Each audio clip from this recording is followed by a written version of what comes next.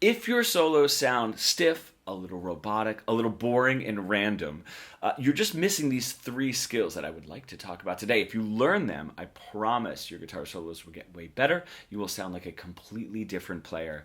If you do not know, my name is Ryan Gunn. I've been helping guitar players for over 20 years now, really bridge the gap between their creative ideas and what they're able to play.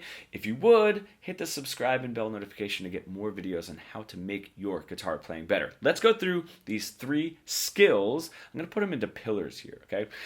The first one is going to be learning the theory as a language. It's not math. These are not just dots on a diagram, scale diagrams and tabs and stuff that we need to memorize. The problem is we do use numbers to describe the language. Reason being, if I played, I said, oh, that sounds cool. It ends on a flat 3. Boom. Description over as far as the ending of that phrase, right? And why it sounds the way that it sounds. But if we don't have that number, it would be like, oh, can you do the thing where you end and it sounds like really severe and it wants to go somewhere, but if you play it lightly, it sounds a little bit more sad, right? It's just like, wow, that's way too much. We just need a number. We're decoding a language, right? We're not able to visually look at it in writing, like an actual native spoken language. You know what I mean? So we need to decode it from sound and figure out how to describe these notes, how to decode this language. And that's what we're doing. So it's not math. So when we're learning this, we're learning the step-by-step process of theory. If we're not starting from this bottom, learning it as a language the whole way through, what we get is boring.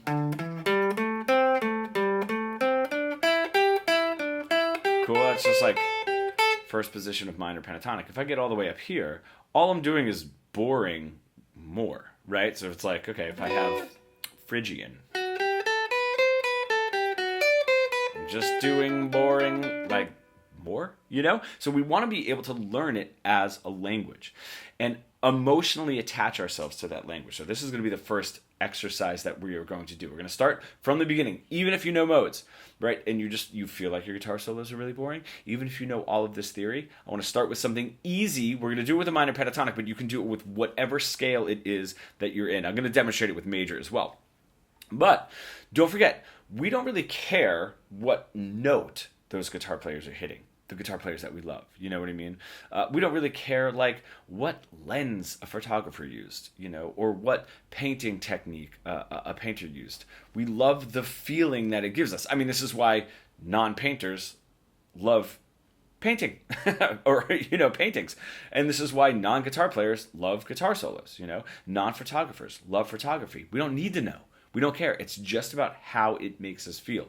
That's what we need to do. We need to get a little bit better at understanding how these notes and then phrases and then rhythms and then all of the cool dynamics and slides and bends that make it sound even better, how it makes us feel. So first thing, we're going to take our minor pentatonic. You can do whatever mode. I mean, you want to be able to do this throughout all of the modes and scales as you're moving up through theory. So if we're down here, if I want to do this, I'm going to go to A minor, backing track right here. This is what I want you to try. I'm just going to do, you're going to play a lick. Let me say it before I hit play. You're going to play a lick. It does not matter what it is. And you're going to end on certain notes of the scale, in this case, minor pentatonic. We're going to notice the root note down here makes us feel resolved. The notes on either side, the flat 3 and the flat 7, are going to bring a little bit of tension up. And then the 4 and the 5 are going to sit somewhere in the middle. And I want you to really hear it, because if I play this and you don't start hearing that, we're not ready to attach emotion. Tense. Resolved. I'll do another tension with the flat 7, right?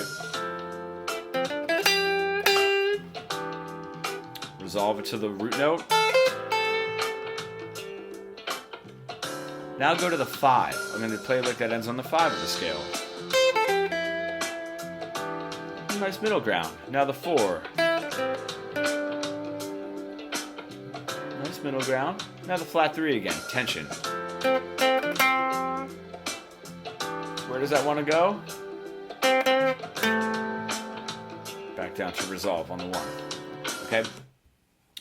That might be a lot.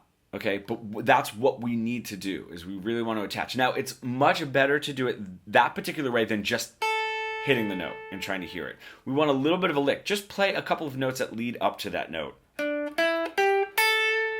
Right, and really hear it out. If you cannot hear the tension, the flat 3 and the flat 7, that's going to be the easiest, those easiest 2 notes of the minor pentatonic. And then how it resolves down to the 1, just keep trying it. Really say, do I hear it? Does it sound like it wants to go? Bring it down. That feels good, right? Those are going to be the easiest. That's the biggest jump. That's going to be sort of phase 1. Go through it. Keep going through it. And then try, okay, can I hear how the 5 isn't resolved or tense? Okay. How the 4 of the minor pentatonic isn't resolved or tense. And then the flat 3 is. The 1 is. Just do it over and over. Really try to attach to it. When we're playing tab or like trying to improvise and we get this sort of sound, we're not attaching ourselves like emotionally to what it is that we're playing at all. We're almost not even hearing the note. We're just concerned with playing the right note off of dots on a diagram, and we want to get away from that. So try that. Minor pentatonic, go to major. You know, I have right here an A major backing track. We're going to do the same thing. If I put this on, I've never heard this one before, so root note, the 6, how does that make me feel? The 2, the 3,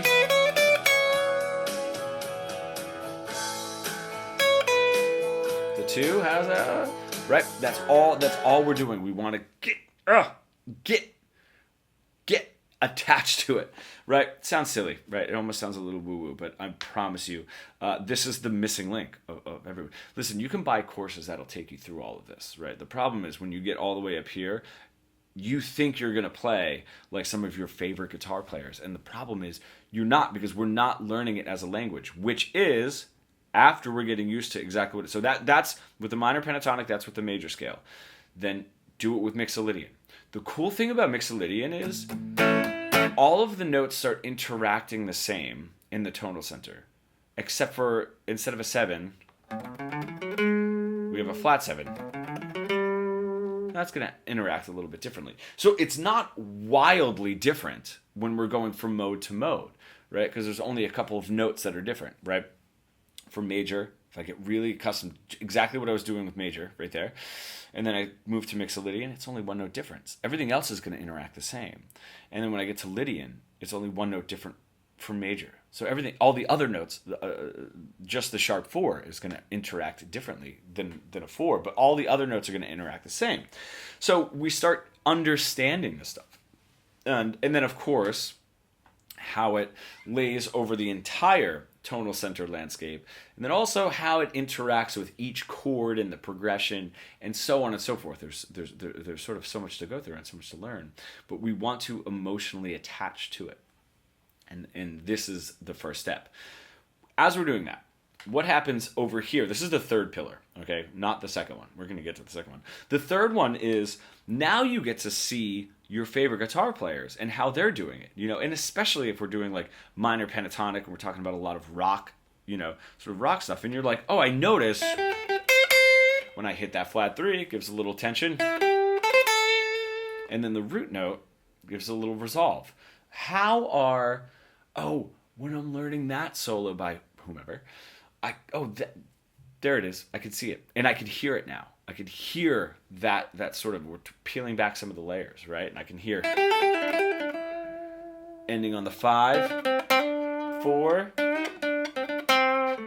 and back down to the root note. You know what I mean? We're able to decode it. This is a really cool pillar because it's like growing up, being a toddler, you know, and you're sort of looking at your grandparents, your parents, your brothers and sisters, whomever, aunts and uncles, and you're taking little bits of how everybody's saying everything. Accents, how they ask a question, right? How that last syllable kind of goes up, asking a question. When you get mad, how you yell. There's so many cool ways, and that's how you're putting together how you're using, that's the middle pillar, that's the most important one, how you're using the language yourself. If you know what the language is, it's pretty hard to not start developing yourself, even though you have your favorite guitar players right here. You know what I mean? Same with your family.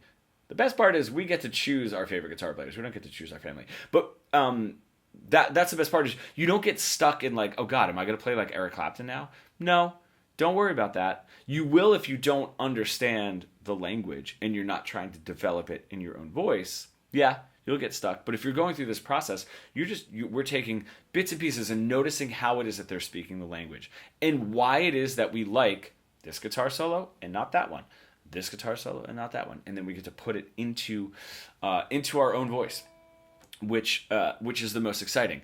This is the cool part, is when we are taking from here, and we're going to go to this middle part now. Okay, now I know the language, right? So if I want to build that emotional arc, a little tension, cool. I can tension and then release. But maybe I want to say it like I want to whisper, right? And then I want to yell the release. Right? You can make those choices. Maybe you want to add some slides, some more bends. When you know the language, you're not just trying to cover boring with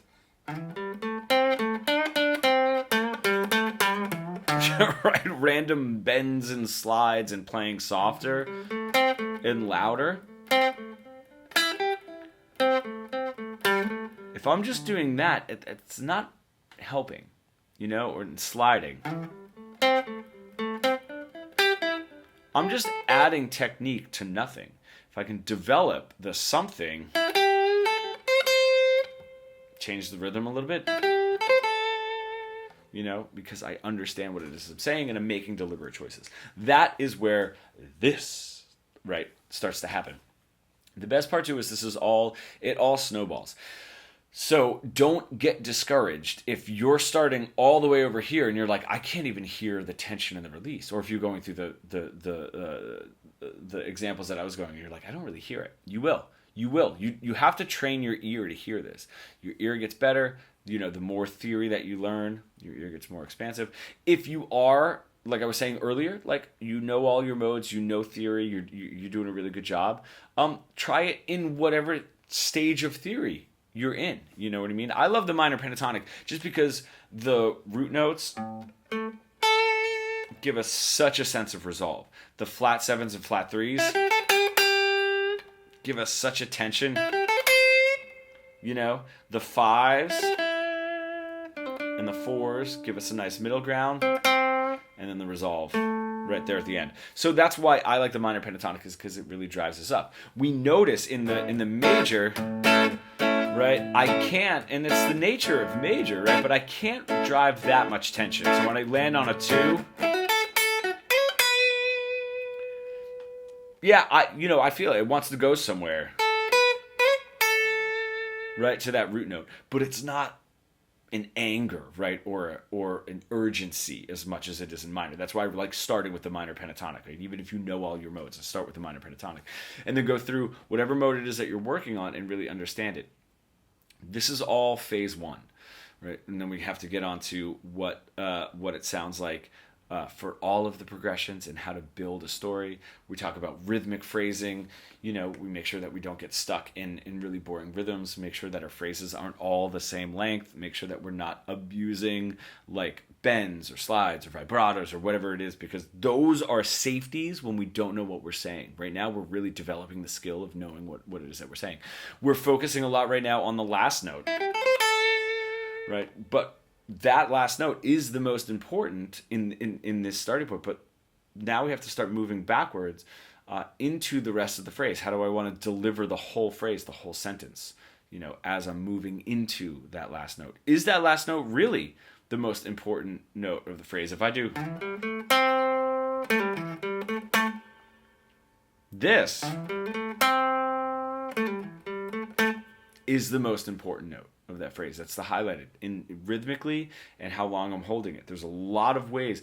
Each note has a little bit of a hierarchy. This sounds difficult. It is not.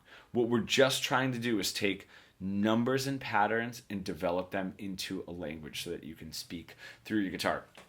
Thank you for staying to the end. I have a couple of resources. There are YouTube videos down in the description where I talk about a lot of this stuff, as well as a free training, 3 steps to full fretboard fluency, where I start exactly here in the minor pentatonic and how to sort of develop these ideas and actually how to start taking it, the same sort of concepts through the neck and through the positions, so you don't just get locked into one. So you can check out that free training. And then if you feel like you're ready for our full Fretboard Fluency mentorship program, you can book a free call. That link is also down there, and we can sort of go through a step-by-step plan and see if you are ready to make that jump. So thank you for staying till the end, and I will see you in the next video.